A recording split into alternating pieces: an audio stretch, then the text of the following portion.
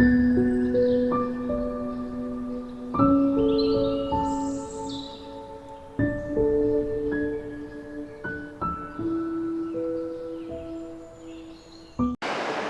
Line, एक सुंदर किसी ने भजन की रचना की है। मेरा छोटा सा संसार प्रभु आ जाओ एक बार, मेरा छोटा सा संसार प्रभु आ जाओ एक बार, प्रभु आ जाओ, प्रभु आ जाओ, प्रभु आ जाओ, प्रभु आ जाओ।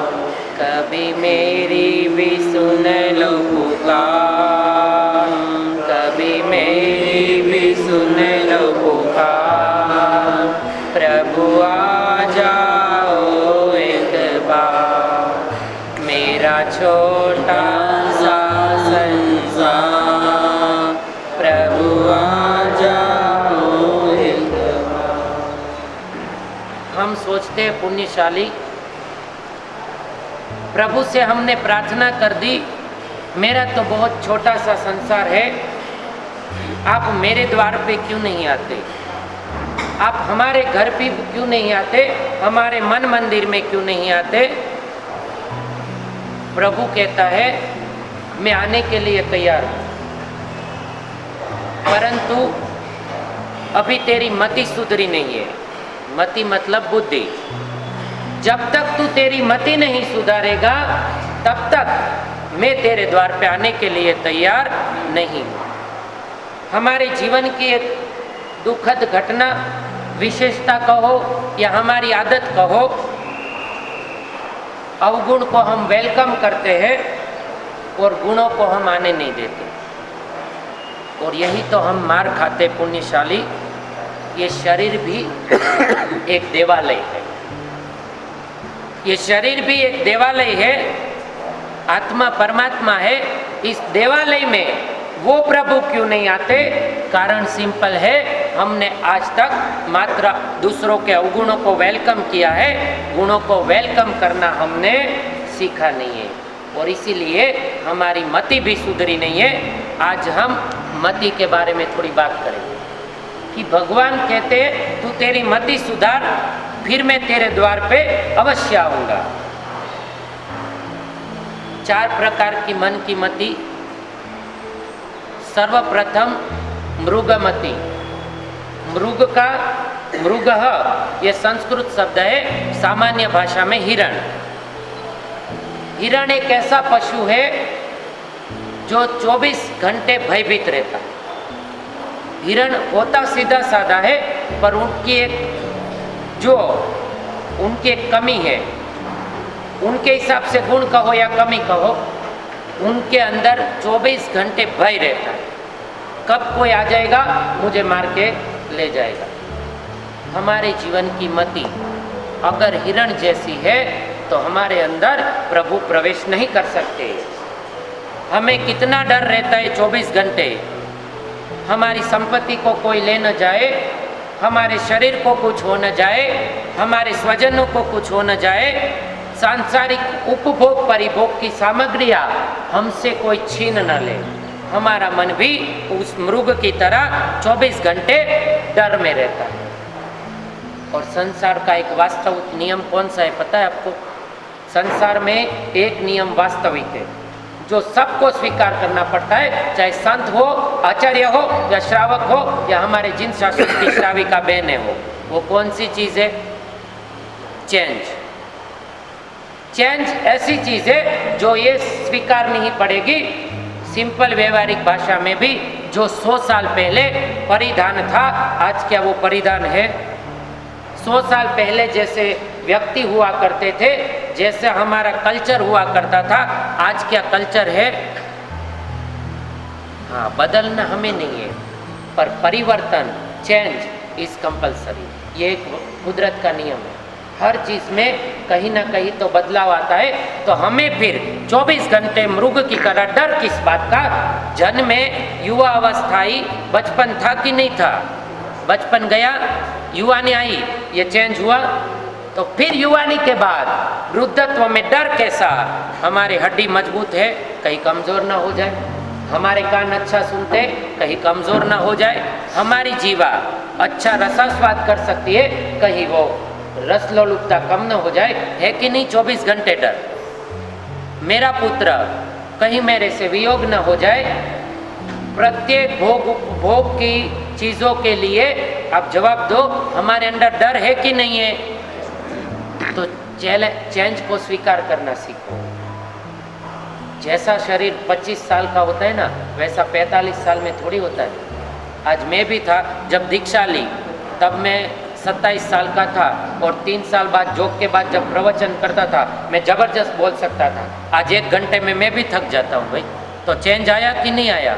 तो हर चीज़ वैसी की वैसी थोड़ी रहेगी। तो फिर पैसा आया तो वो भी जा सकता है, वो कम हो सकता है। एक सिंपल सा उदाहरण है, हमने दान दिया, किसी को दान दिया, उस समय हमारे मन में ये मति में क्या आता है? दान देने से लक्ष्मी घटी कि पुण्य की वृद्धि हुई? समझे बात? समझो। दान दीदू, 100 रुपये का किसी को दान दिया, और दान देने के बाद हमारी स्मृति में क्या चिंतन आता है कि दान देने के बाद पैसे घटे कि पुण्य की वृद्धि हुई है? सोच तो ये होती है ना। बाजार से एक साबुन लाते 20 रुपये का, तब क्या कहते हम? साबुन आया, 20 रुपये गए कहते कि साबुन आया? साबुन आया। तो यहाँ पे ऐसा सोचो, लक्ष्मी कम नहीं हुई, पुण्य की हमारी वृद्धि हुई। मति को जब तक नहीं सुधारेंगे, प्रभु हमारे द्वार पे आने के लिए तैयार नहीं होंगे। फरीवार साबुन लाव्या 20 रुपये का, तो तब हम क्या बोलते? साबुन लाए, ये नहीं बोलते 20 रुपये हम दिए। कोई पूछे तो बोलते कि 20 रुपये का साबुन है, बाकी तो घर में भी कहते साबुन रखा है मम्मी।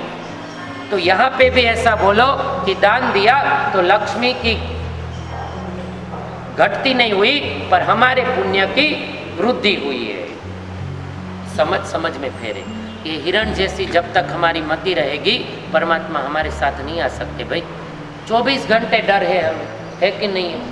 शरीर कहीं अस्त व्यस्त न हो जाए, ये कहीं वो न हो जाए, ये कहीं वो न हो जाए। घर में तो हम सब चीज़ सच से संवारते हैं। फूलदानी भी फूलदानी की जगह पे, पंखा पंखे की जगह पे ही होता है, झाड़ू भी झाड़ू की जगह पे ही रखना पड़ता है, और कहीं रखा तो वो शोभा नहीं देता। फूलदानी की जगह झाड़ू और झाड़ू की जगह फूलदानी रखो तो रखते हो। जहाँ पे आपको घर में भी एक पता है कि हर चीज़ जहाँ पे जहाँ जचती है वही रखनी चाहिए। झाड़ू ड्राइंग टेबल सबके सामने थोड़ी रखते हैं हम, वो छुपा के रखते हैं, और फूलदानी ड्राइंग रूम में सबके सामने रखते हैं। तो फिर हमारा जो परसों भी कहा था, मूल जो हमारा धर्म है वो तो आत्मा का है, और हम आत्मा को छुपा के उसकी जगह शरीर को आगे कर दिया। कितनी चिंता लगी रहती। मास खमन सामूहिक चल रहा है, वर्षी तप सामूहिक चल रहा है, कोई गणधर तप चल रहा है, XYZ तपस्या की घोषणा होते ही सुविचार आवे, ओ बाबा 15 उपवास आवे छे तपस्या में, कहीं डायबिटीज कम ज़्यादा तो नहीं हो जाए। प्राधान्यता किसको मिल गई? शरीर को मिल गई, जबकि प्राधान्यता आत्मा की होनी चाहिए। कोई बात नहीं, 15 उपवास 15 अभ्यास ने हमारी तप की वृद्धि होगी और कर्म का क्षय होगा। साबुन आया, उस समय हम ये नहीं सोचते, उस समय हम सोचते हमारे शरीर को कहीं लॉस ना हो जाए। बात समझो, 24 घंटे हमारे मगज में मात्र भय भय और भय है। रात को सोते टाइम भी हमें डर लगता है कहीं कोई लेके ना चला जाए। हाँ, और फिर जब आप भी तो उछामने के साइन तो कहते हैं 13 है, सब 13 है। 13,000 जब 12 आता है तो कोई कहता है 13 कर दो भाई, 13 13 13 परमात्मा ने दिया 13। पर वास्तव में ये सोच है? मजाल तो છે કોઈ 1 રૂપિયો પણ આપણી પાસે વધારે લઈ જાય, કે આપણાથી કોઈ 1 રૂપિયો છૂટે? क्योंकि भय है संपत्ति कहीं कम न हो जाए, शरीर की स्वस्थता कहीं कम न हो जाए, परिवार हमसे दूर न हो जाए, और ये मृगमति जब तक रहेगी तब तक परमात्मा हमारे द्वार पे नहीं आ सकते। उसके बाद मरकटमति, दूसरे नंबर की मति का प्रकार है मरकट, और मरकट संस्कृत शब्द है, इसका अपन हिंदी करे तो बंदर होता है, बंदर, मंकी। अब इसकी खासियत क्या है भाई, इसका एक गुण है, वो तो इसकी आदत हो गई, गुण चंचल। कौन बोलियो, बहुत सरस जवाब। बंदर की एक ही विशेषता है, वो चंचल होता है, स्थिर नहीं रह सकता, ना उसका मन, ना उसका शरीर, ना उसका दिमाग। अगर मरकटमति हमारे दिमाग की है तो भी परमात्मा हमारे द्वार पे नहीं आते। सिंपल सी बात है, बताओ तुम्हें, एक सादी बात भाषा में पूछूं, शरीर हमारा जहाँ है वहाँ पे ही हमारा मन भी है कि नहीं है? हूँ आ पाड़ू छू, नहीं। शरीर जहाँ पे है, सच में बताओ, मन भी वहाँ होता है क्या हर बार? पहले भी कहा था, सुबह 6 बजे उठते, आज पक्षाल करवानी चाहिए, उठता वे मन क्या पहुँचू मंदिर में, 7 बजे पक्षाल शुरू होती है, मेरे को जाना है, बाथरूम में हो तब क्या, आज कौन सी साड़ी पहनूं पूजा में, शरीर बाथरूम में, मन साड़ी में, साड़ी पहनी, पक्षाल कहीं पूरी तो नहीं हो गई, शरीर साड़ी में, मन पक्षाल में, पक्षाल करते समय अरे 7:45 हो गए, पति का टिफिन बनाना है, शरीर क्या पक्षाल में और मन क्या टिफिन में, 7:45 बजे टिफिन बनना रहते, व्याख्यान 9 बजे, शरीर टिफिन में, मन क्या व्याख्यान में, और व्याख्यान में बैठे तो आंखें बंद है तो पता नहीं आप कौन से देवलोक में जाए, वो आपको पता। जब मन शरीर प्रवचन हॉल में है और जो सोते उनके लिए, यहाँ पे 3 लोग सोए थे अभी उठ गए, तो वो शायद महाविद्यालय में गए होंगे, पर जागने वाले को घड़ी दिखती है, कब 10:15 बजे कब ऑफिस जाओ, कब 10:15 बजे हो जाए, कब पूरा हो। तो हमारा शरीर प्रवचन हॉल में, मन ऑफिस में, ऐसे ही पूरे दिन मार्क करो, ऑफिस में गए दोपहर को बेटे को लेने जाए, शरीर ऑफिस में, मन स्कूल में, बेटे को लेके आके पत्नी के लिए ये लाना है, अगर नहीं लाया तो मर जाऊंगा, बताओ। और शाम होते होते जब उठने से लेने से लेके सोने के समय तक, अब बताओ, हवे तमे जवाब दो बेन, ज्या शरीर छे त्या मन छे, तो ये कहवाय मरकटमति।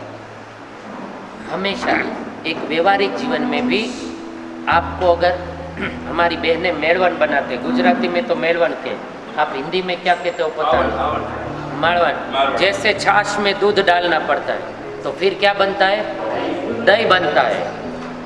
थोड़ा सा दूध के अंदर थोड़ी सी छाछ मिलाने से वो दही बनता है, पर दही कब बनता है उसके लिए 3 शर्तें रखी, कुदरत को, वासण नहीं, 3 शर्तें हैं कुदरत की भी, तब जाके वो मेड़वन दही में परिवर्तन होता है। एक तो शू જોઈએ, दूध ठंडा होना चाहिए, गलत कि सही, गर्मा गर्म दूध में अगर मिलवन डालो तो वो दही में परिवर्तन नहीं होता, इसलिए कैसा चाहिए, और भगवान को हमारे द्वार बोलाना है तो ये कैसा चाहिए, ठंडा, પછી गरम हो तो न चाले, फिर प्रभु अपने द्वार पे नहीं आएंगे।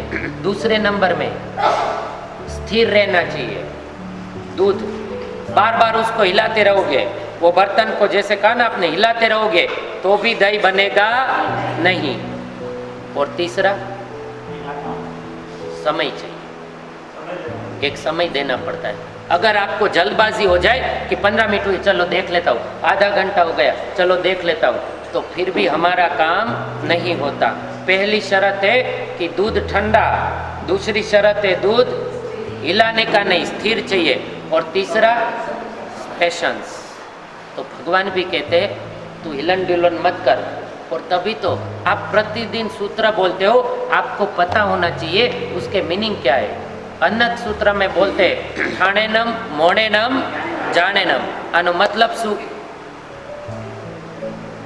है? आ ध्यान बहु खुल्या, ध्यान साधना केंद्र खुल्या ने, ध्यान केवी रीते थशे आ सूत्रथी ज समजवा मळे छे घणुं बधुं। पहेला शुं कीधुं, ठाणेनम, पहले स्थिर हो जा, फिर मोने नम, मौन हो जा, और फिर जाने नम। उसके बाद तू कौशक के ध्यान के लिए अब तैयार है। स्थिर न हो, एम तो हलता हो कौशक में, बे पगे डांस चालतो हो, एक पैर इधर एक उधर, और फिर कौशक में खड़े। तो यहाँ तो पहले ही कहा ठाणे नम, पहले स्थिर बन। जो व्यक्ति पहले स्थिर बन जाएगा, फिर मौन धारण करेगा, वही व्यक्ति ध्यान चित्त में पावन हो सकता है। ये शर्त है ध्यान की। और अपन तो सीधा ध्यान साहब ध्यान ना क्लास में जाऊँ छू, ध्यान के क्लास भी इतने चले आजकल। तो ध्यान के क्लास में जाने से कुछ नहीं होता। पहले की जो प्राइवेसी है, दो पहले की चीज़ है, वो तो लाओ पहले। स्थिर तो बनो, मौन तो बनो, उसके बाद ध्यान बताया है। ठाणे नम, मोणे नम, छाणे नम, और फिर अप्पाणम वोश्रामी। अगर हम स्थिर रहे, फिर मौन रहे, फिर हम ध्यान में रह सकते। और ध्यान में रहने के बाद हम अपने शरीर को कुछ क्षण के लिए वोसरा सकते। बोलते ना अप्पाणम वोसीरामी, ठाणे नम, मैं पहले स्थिर हो गया हूँ, मैं पहले मौन हो गया हूँ, और उसके बाद मैं ध्यान में अब अपने शरीर को वोसरा के फिर मैं कौशक शुरू करूँगा। આપણે તો ના તો સ્થિર હોઈએ છીએ, ના તો મૌન। કેટલા થયા 20 લોગસ હોય તો આવું પણ અમે જોયું છે પ્રતિક્રમણમાં। એ બાજુવાળા કેટલા થયા? અરે ભાઈ, આ કંઈ પૂછવાની વસ્તુ છે? कौशक में बोलना मना है। आप तीसरे स्टेप पे चले गए हो, पर जबकि पहले और दूसरे का अपने को ज्ञात ही नहीं है। હોય કે નહીં? 40 लोगस में एक दूसरे को पूछते, बोले तो जल्दी बेसी गयो, गण्या हशे के नहीं गण्या हो? मारा साहेब ने तो 2 मिनिट में આવી જાય, પણ મારા સાહેબ ने रोज आदत છે नवस्मरणनी, जापनी અને कौशकनी। हमारे जीवन की एक कंपलसरी है ये सब। आप आओ कि नहीं आओ, सुबह शाम का प्रतिक्रमण कंपलसरी है। और आप नहीं आते हो तो हमारा सायंकाल का प्रतिक्रमण 17 से 20 मिनट में हो जाता है। हमारे सामयिक लेनी नहीं, सामयिक पारनी नहीं, हमारे सीधा चैत्यवंदन स्तुति हम बोल लेते। बिहार में थकते तो 2-3 दिन की स्थिरता हो तो हमारा प्रतिक्रमण तो 20-25 मिनट में भी हो जाता है। पर आपको 48 मिनट बैठना कंपलसरी है, इसलिए हम धीरे धीरे सूत्र बोलते हैं। हमारे सामयिक लेवी पड़े, सामयिक लेवानी राह जोवी पड़े पारवानी। तो फिर ठाणे नम, मोणे नम, जाने नम, जब तक हम स्थिर नहीं रहेंगे, मौन नहीं रहेंगे, तब तक हम ध्यान में, कार्योसक में अपने शरीर को कैसे वोरा सकते हैं, वोसीरा सकते हैं।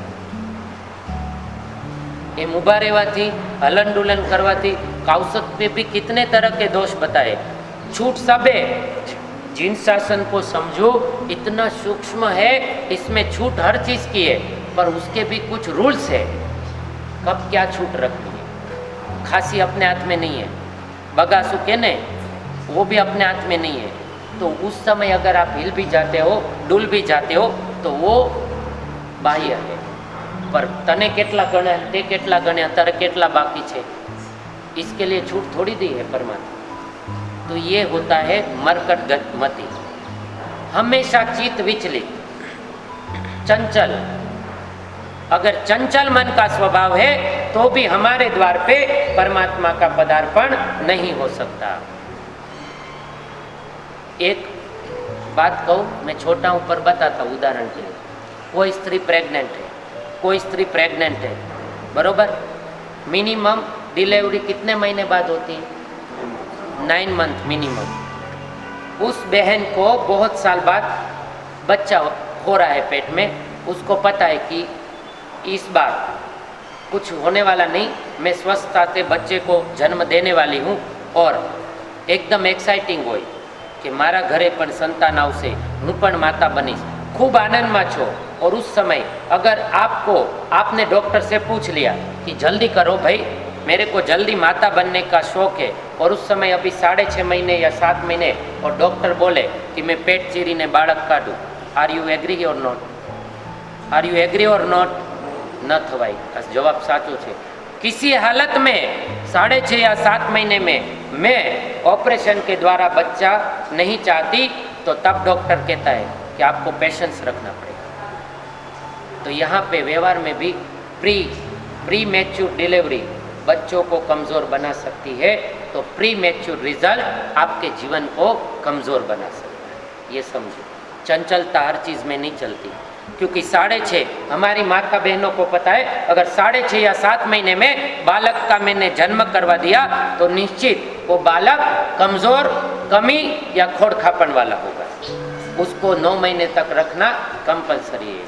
फिर से प्री मैच्योर डिलीवरी अगर बालक को कमज़ोर बना सकती है तो हमारे जीवन में भी प्री मैच्योर रिजल्ट हमारे जीवन को भी कमज़ोर बना सकता है। पर हमें सब चीज़ में जल्दबाजी, क्योंकि हमारा मन चंचल है, जल्दी पूરું થાય, जल्दी पूરું થાય।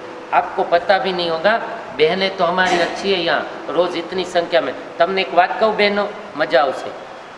सवारे बारसा सूत्र चालू थયું ने ત્યારથી છોકરા આવી ગયા પૂછવા મને। मैं तो नीचे नहीं आया था, महाराज जी की तपस्या थी 15 पता है कम से कम गिना नहीं 81 से 82 लड़के आए होंगे। साहब કેટલી કલાકમાં પૂરું કરશો? સાહેબ તમે નીચે કે ઉપર? સાહેબ તમે જલ્દી ભણાવો। સાહેબ કેટલી કલાકમાં પૂરું થશે? અરે ભાઈ શું ભાઈ, હજી તો સવારે બારસા સૂત્ર પૂરું નથી થયું ને તમને સમશ્રી પ્રતિક્રમણ પૂરું થવાની તૈયારી। સાહેબ 2 કલાક। ઘણા તો પૂછે સાહેબ 1:45, साहब 3। मैं कीधु भाई कोई फिक्स नहीं होता, आप कितने बजे आओगे उस पर डिपेंड है, चालू कितने बजे होता है। यहाँ पे भी देखो यही तो बात है, साधना आराधना उपासना में पण आपरू माइंड मरकट गति का होगा। और थोड़ी सी किसी ने स्तवन लंबा बोल दिया और उसी दिन महाराज ने भी सजाई लंबी बोल दी तो पति गયું। महाराज है ढीला है। कोई महाराज साहेब बिचारा धीमू प्रतिक्रमण बनावे, कोईनी स्पीड होय तो तमने कया गमे? हे हूँ ढीला। आज भाई आज जो 7 થી 9:30 सुधी चलाव। हाँ 71 गाथानी सजाई कहूँ। अरे बीजे दिवसे तमे ज कहो साहेब सजाई थोड़ी आनंद गंजी नी लेजो ने, आज थोड़ू मोड़ू थाय। आनंद गंजी की छोटी होती पर होती मार्मिक है। भाई समझो किस किस जगह पे हमारी मति मरकट गति की हो, और इसीलिए परमात्मा हमारे द्वार पे आने के लिए तैयार नहीं है। वो तीसरे नंबर की मति शुकर मति, ये बहुत ही दुर्जनों का मार्ग है। डुक्कर, डुक्कर की एक आदत है, वो हमेशा विष्टा को पसंद करता है। क्या पसंद करता है डुक्कर? अब गुजराती में कहते हैं, हिंदी में पता नहीं उसको क्या, पीक, हाँ सुअर। हाँ कहीं भी बस बस बस ज़्यादा नहीं, जहाँ भी जाना है बस विभाजन विभाजन विभाजन। ये व्यक्ति कहीं भी जाएंगे बस विभाजन, लड़ाई, क्लेश, झगड़ा, हाँ कजिया कंकास, घना बदा नाम आपो। और उपजता राग द्वेष से कोई भी चीज़ अच्छे में से भी बुराई कैसे निकालना, गुण में से भी अवगुण कैसे देखना। एग्जाम्पल, ये लोग बहुत खतरनाक होते हैं, समाज के लिए भी, संघ के लिए भी और परिवार के लिए भी। एक गांव में एक आचार्य भगवंत ने उपध्यान का मुहूर्त दिया। पूरा उपध्यान एक ही परिवार का आदेश था कि गुरुदेव पूरा उपध्यान का खर्चा मेरा होगा, चाहे 700 आए, 1200 आए या 1500 आए या 2000 आए, पूरा उद्यान मैं कराऊंगा। बड़ा विनम्र व्यक्ति था और पूरे उद्यान का खर्चा मेरा, आप मुहूर्त प्रदान कीजिए। एक अच्छा दिन निश्चित हुआ। देखो सादी बात एटले समझाऊँ छूँ कि समाज में केवा केवा लोको छे, एवा लोकोथी दूर रहेवानुं। और उस समय गुरु महाराज ने चातुर्मास में घोषणा करी कि ये दिन पे आ जाना परिवार के साथ, मैं उपध्यान का मुहूर्त दे दूंगा। और उसी दिन कोई अच्छे दिन पे उपध्यान के मुहूर्त की आचार्य श्री के मुख से घोषणा हुई और वो परिवार थोड़ा सुखी भी था, अच्छा भी था, सज्जन भी थे। तो उन्होंने खुशी के मारे गुरुदेव से पहले ही आज्ञा ली थी कि जिस दिन मुहूर्त प्रदान करोगे उस दिन मुहूर्त देने की खुशी में लड्डू की प्रभावना में व्याख्यान में करूँगा। और उसी दिन गुरुदेव ने जिस दिन मुहूर्त दिया उस दिन लड्डू की प्रभावना हुई। वो लड्डू शुकरमती के व्यक्ति के पास आया, एक लड्डू। अब देखो 500, 700, 1000 लड्डू बनाए, सबकी कोल साइज तो सेम नहीं होती। और वो लड्डू छोटा सा सबसे छोटा लड्डू उस व्यक्ति के पास आया और वो व्यक्ति संघ के हर एक घर में जाके क्या बोला पता है आपको? सोच भी नहीं सकते कि जब ये लड्डू देने में इतनी कंजूसी कर रहा है तो ये व्यक्ति उपध्यान क्या कराएगा। इसीलिए आप उपध्यान में जुड़ना मत। बताओ आवा पण लोको समाज में छे बनेली घटना। इनको कैसी मती के लोग कहेंगे हम? शुगर मती। हल्की वृत्ति थी ना कि भाई 200-500 लड्डू बटे, नसीब से छोटा लड्डू उसके हाथ में आ गया, क्या फर्क पड़ता है? वो लड्डू उसने प्रत्येक परिवार, प्रत्येक संघ के व्यक्ति के घर घर जाके दिखाया और एक घोषणा की कि जब ये प्रभावना में इतनी कंजूसी कर रहा है तो ये उपध्यान ठाठ माठ से करा ही नहीं सकता, इसके उपध्यान में क्या भली बात।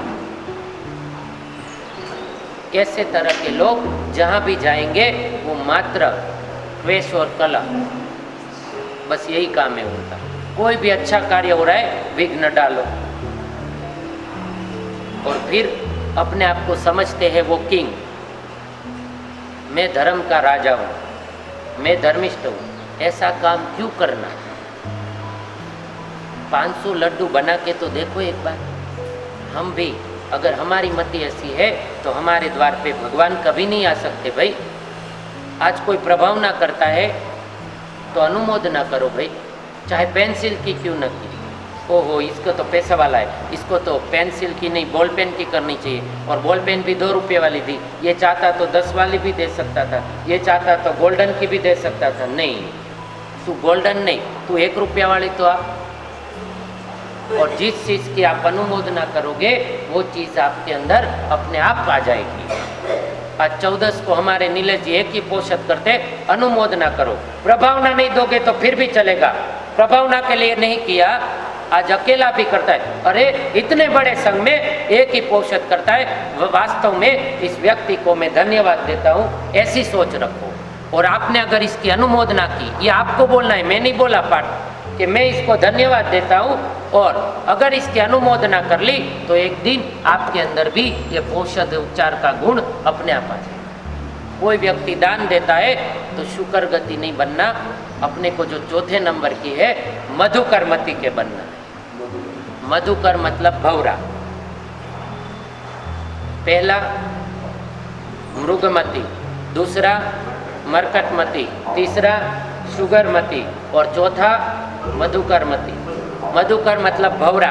भवरे की सबसे बड़ी विशेषता है कि भवरे का काम क्या है? फूलों में से रस चूसना। पर कभी देखना, भवरे की एक बड़ी सुंदर आदत है, फूल को डिस्टर्ब नहीं करता, फूल को परेशान नहीं करता, बीच में जहाँ पे रस है वो चूस के आ जाता है, फूल को बिल्कुल डिस्टर्ब नहीं करता।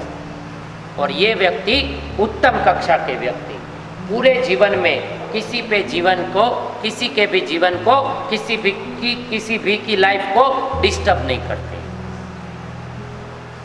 भवरो छे ने फूल चूसी ले, फूलमांथी रस चूसे, पण फूलने फेरवे, फूलने तोड़े, फूलने हलावे पण नहीं, फूल को पता भी नहीं लगता, वो बीच में से रस चूस के आ जाते हैं। तो हमें अनुमोदना वाला जीवन जीना है। कोई भी व्यक्ति कुछ भी करता है, बताओ एक व्यक्ति आया था कि मेरे को ज्ञान नहीं चढ़ता भाई, मैं हो गई मेरी उम्र, मेरे को ज्ञान नहीं चढ़ता। उस आचार्य भगवान ने उसको एक सलाह दी कि तू एक काम कर, जितने भी पाठशाला चलती है ना तेरे संघ में, बोला एक ही चलती है, ठीक है एक पाठशाला चलती है ना, तू वहाँ प्रभावना देना चालू कर और उस बच्चों की अनुमोदना चालू कर। वही व्यक्ति 6 महीने बाद उसी आचार्य के पास आया, साहिब जी आज 5 प्रतिक्रमण पूરું થઈ ગયું 6 महीने में। बोला तू तो कह रहा था 6 महीने में 2 गाथा नहीं चढ़ती थी, और जैसे ही गुरुदेव आपने कहा कि आप ज्ञानियों की अनुमोदना करना शुरू कर दो, और मेरे में पता नहीं जिस दिन से प्रभावना शुरू की और बच्चों का बहुमान करना शुरू किया, मेरे को पता भी नहीं चला कब वंदितु, कब छोटी शांति, कब सकल तीर्थ और कब 5 प्रतिक्रमण पूरे हो गए। और आप चाहो तो मेरी परीक्षा ले सकते हो, आप कोई भी सूत्र पूछो मुझे कंठस्थ है। यह अनुमोदना का इतना बड़ा प्रभाव है। कोई तपस्या करता है उसकी अनुमोदना कर लो। आपने शू कहिए आ तो हर बार करती है, कोई भी तप करावे तो हर चौमासे में करती है, ये तो हर चौमासे में तप होता ही है, इसकी तो होली चालू ही है, इसके तो कुछ ना कुछ चलता है। नहीं नहीं, ये शुगर गति के मत बनो, हम मधुकर मति के बने कि वाह धन्य है कि हर बार ये तपस्या करती है, धन्य है हर 14 को ये वीरती में है, तो एक दिन अपने अंदर भी सर्ववीरती नहीं तो देशवीरती तो आएगी। गुण की प्रशंसा से गुण अपने अंदर आते हैं और हम गुण की प्रशंसा नहीं कर पाते और इसीलिए परमात्मा हमारे द्वार पे आते नहीं। हमारी मति कैसी होगी अब आगे से? अभी जैसी है वो छोड़ो, पर प्रार्थना तो करो कि मधुकर जैसी मति हमारी हो। कई बहनें भी हमारी बहुत अच्छी होती है, किसी सगे वाले के घर पे खाना होता है ना, तो वहाँ सीधी किचन में जाके हाथ बटाती हो कि आपके घर में अगर हम 7-8 लोग हुए, आप भी 8-10 हो, आप 2 ही हो, चलो मैं हाथ बटाती हूँ। ये हो गई मधुकर मति कि आपको थोड़ा राहत हो जाएगी और कई जाके काम बढ़ाते हैं। समझा नो? कई लोग जाके काम बढ़ाते हैं और कई लोग जाके काम को मदद करके उसके काम में सहयोग करते हैं। हमें कैसा बनना है? આપણને વેમ હોય હું ધર્મ કરું છું, એમ કરું છું। एक गाड़ी भी चलाते हैं ना तो रेड सिग्नल आता है तो क्या करना पड़ता है? कारण अगर શું છે? खतरो છે। अगर रेड सिग्नल पे अपन कार रुकते हैं क्योंकि हमें पता है कि अगर हमने चला दी तो सामने से कभी भी दुर्घटना हो सकती है, खतरा है।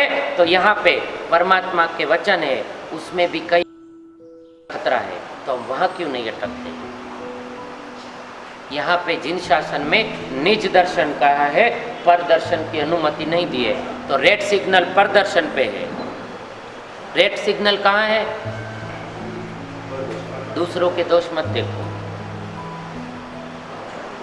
वहाँ पे तो हमें नॉलेज है, बुद्धि चलती है कि अगर रेड सिग्नल दबाया, लगा और गाड़ी चलाई तो खतरा है, चाहे पेनल्टी का है, चाहे मौत का है, चाहे एक्सीडेंट का है, कुछ भी है, खतरा तो है ना। तो यहाँ पे भी परमात्मा ने रेड सिग्नल लगाया है भाई। रात्रि भोजन पे रेड सिग्नल है, राग द्वेष पे रेड सिग्नल है, मरकट और शुगरमती पे रेड सिग्नल है, सबवे पे रेड सिग्नल है, सब पे रेड सिग्नल है। फिर भी यहाँ का सिग्नल को हम तो तोड़ के आगे निकल जाते हैं, हमें कोई परवाह नहीं। अगर सिग्नल तोड़ा तो जीवन खतरे से खाली नहीं होगा। और फिर आपको वहम है कि हम धर्म कर रहे, हम जी रहे। बताओ केवी मती जोसे अगर हमें बोला मेरा छोटा सा संसार, प्रभु आ जाओ एक बार। हम परमात्मा को रोज बुलाते हैं पर परमात्मा हमारे मन मंदिर में नहीं आते, क्योंकि पहले ही वाक्य में कहा था ये शरीर देवालय से कम नहीं है, ये शरीर देवालय से कम नहीं है। यहाँ पे कचरा मत भरो, यहाँ पे सुगंध फैलाओ। और जैसे ही ये सुगंध फैली परमात्मा आने के लिए मजबूर हो जाए। पर આપણું जीवन पण एक छेल्ली बात 2 मिनट वहम में जी रहे हम जी भी किस में रहे पता है आपको? वहम में जी रहे। एक छोटा सा गांव था, उस गांव के अंदर किसी के भी घर में आईना नहीं था। क्या नहीं था? मिरर नहीं था। उसमें सभी, अब पता नहीं अब कैसे रहते होंगे, पर मिरर नहीं था उस गांव में। एक के भी घर में मिरर नहीं था। और एक दिन एक व्यक्ति बाहर से नौकरी से गांव में जा रहा था और उसने रास्ते में एक टुकड़ा मिला। वो टुकड़ा थोड़ा चमक रहा था, धूप थी थोड़ी हल्की सी, उसने वो टुकड़ा उठा लिया।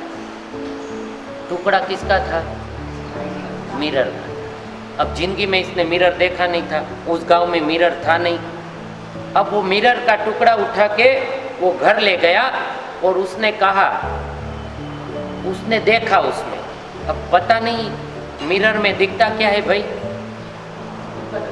तमे जोईने आओ ने रोज। मैं दूसरे माले से देखता हूँ, बहनों को तो नहीं देखा पर पुरुषों को देखा है। सारे पुरुष लगभग बाल बनाते हैं, मैंने देखा है दूसरे माल से। मैं पाठ पे कह रहा हूँ श्योरता से, 75% पुरुष थाना के इस कांच में बाल बनाते हैं। जबकि यहाँ पे बाल बनाने से क्या होता है? दोष लगता है। आम करे,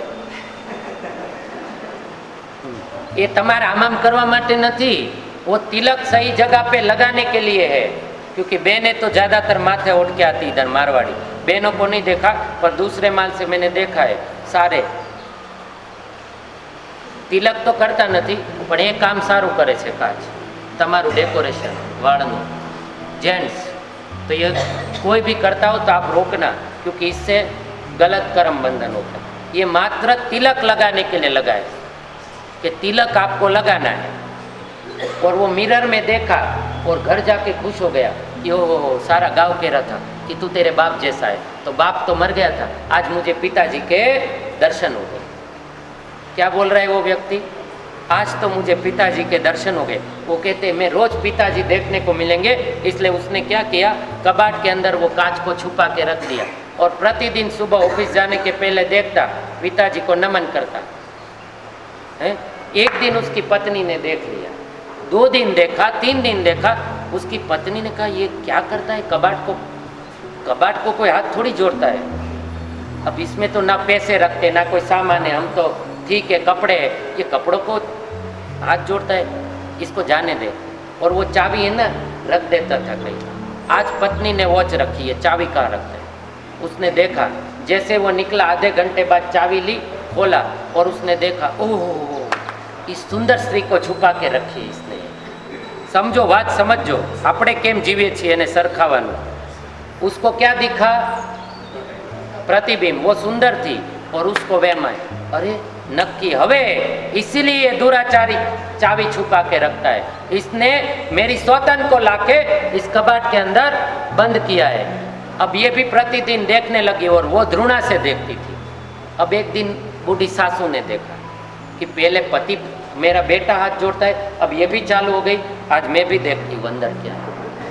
अब हालत शू थाय? वो बूढ़ी औरत गई, कुछ नहीं मेरा बेटा पागल एक बूढ़ी के चक्कर में पड़ा, कुछ नहीं मिला, और अब उसको बूढ़ी मिली, अरे बाबा आज आने दे उसको घर पे बराबर लेती हूँ। और उस दिन वो शाम को उस परिवार में क्या हालत हुई वो बताने की ज़रूरत नहीं है, क्योंकि सभी अपने अपने वहम में जी रहे थे। वास्तविकता की तरफ किसी का लक्ष्य नहीं था। उसको अपना पिता दिख रहा था, पत्नी को अपनी सौतन दिख रही थी, और बूढ़ी उसकी माँ को उसका चरित्रहीनता दिख रही थी। पर था कुछ ऐसा? सब अपना अपना प्रतिबिंब देख रहे थे, पर दुविधा ये थी कि जीवन में कभी आईना नहीं देखने के कारण उनकी गलत फहमी हो गई और सबने अपने अपने वहम पाल लिए। हमारा जीवन भी सेम ऐसा है। हमने वहम पाल रखा है कि मैं धर्मिष्ठ हूँ, मैं सामयिक प्रतिक्रमण करती हूँ, मैं प्रतिदिन पूजा करती हूँ, मैं ये करता हूँ, मैं वो करती हूँ। ये हमारा भी उस तीनों की तरह वहम में जीवन पूरा हो रहा है। दर्पण तो देखते हैं, पर सामने वाले का हमें निज दर्पण देखना છે કે નહીં? बताओ यहाँ बैठेला, हूँ तो कहूँ छूँ साहेबનું नहीं, कमी है તમારામાં न हो तो आंगળી ऊँची करो। जिसमें यहाँ पे बैठे हुए व्यक्ति में एक भी कमी न हो, ठीक है, किसी में मात्रा कम ज़्यादा, किसी में राग द्वेष की परिणति ज़्यादा, किसी में कम, किसी में अवगुण ज़्यादा गुण कम, किसी में गुण ज़्यादा अवगुण कम, पर एक भी अवगुण ना हो ऐसा व्यक्ति आपको मिलेगा? एक भी अवगुण नहीं हो, सारे ही छद्मस्त अवस्था में है। फिर हम परदर्शन क्यों, निज दर्शन क्यों नहीं?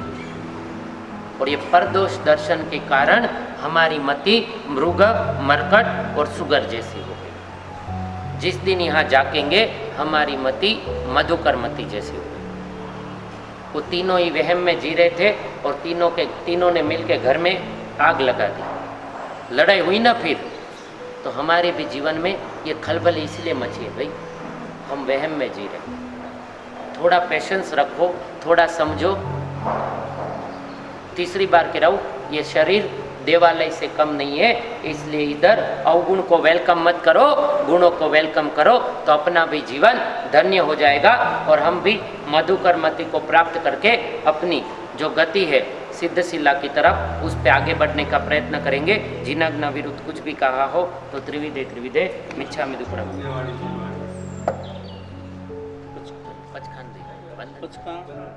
जाहिरात कुछ नहीं।